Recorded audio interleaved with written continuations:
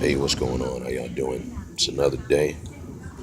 Wanted to share some stuff with you.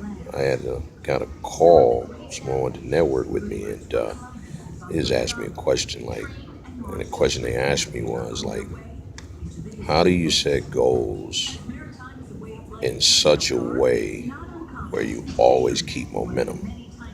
How do you do that? They were really, really serious about it because they say I set those goals. I don't share my goals. I always say to myself, I'm going to do those goals, but usually I go out, put in the work, but my goals, I don't always finish them out, right? And usually the problem with that is just not knowing like what keeps momentum in the first place when you actually do your goals. Okay, so I'm going to tell you a little bit of a story, right? There's a guy named Simon Sinek, and he talks about how when you're dealing with people, you have to care about them a lot, right? So he did this little study. He found a homeless woman, right? And she sit on the corner, basically asking for money. And she had a sign pretty much that said, "Hey, help me, help me, help me," right? So she was averaging about 10 hours, $30 a day. He decided he wanted to change the sign, so he changed it to say, "Hey, if you're thinking about giving this month, and if it's going to be your only time that you're going to give, why don't you just consider me?" Right? So she ended up doing $40 in 2 hours. And when the 2 hours came, she left. Right?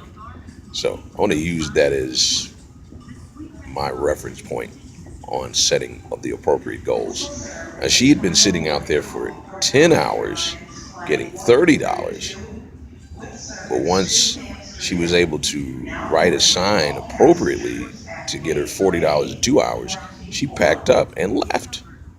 Right? That tells you she doesn't have big goals. Right? And I'm going to say this to you. If you have a goal to do $2,000, well, let's imagine that you made $2,000 by 12 noon.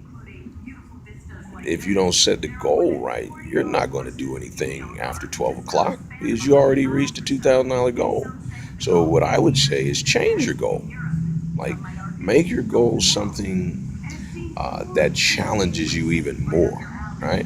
So, instead of going, I'm going to do 2,000, why don't you do, I'm going to do 200 no's, five crazy no's, and then one no, right? Where somebody says no, and then they're going to come back and change their mind. Now, those are the kind of goals that's going to get you excited and motivated because you're going to be excited about running around getting those no's. Number one is going to keep your momentum going. You may do 3,000, and guess what? You're still not going to stop. So when you're setting your goals, set goals that continue momentum. Too many times we set the goals so low that when we finally accomplish them, we just drag out. And that ends up working in our day to days, our regular things that we do in our lives. Like when when you know what happens when you're on fire one day, the next day you're not. It's because your goals aren't right. That's what it is. You gotta set goals to keep you going every day, keep you strong, right?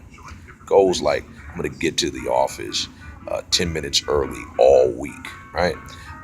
I'm gonna be the last person to leave the office, but before I leave, I'm gonna do one new thing that I've never done before, right? Those things make you go to bed excited, make you wake up excited. So think about it, like really question your goals. Like, is this goal too simple? Is this goal too easy? All right. So that's my thought for today. Um, Keep the questions coming. I love answering them. All right. Take it easy. Peace.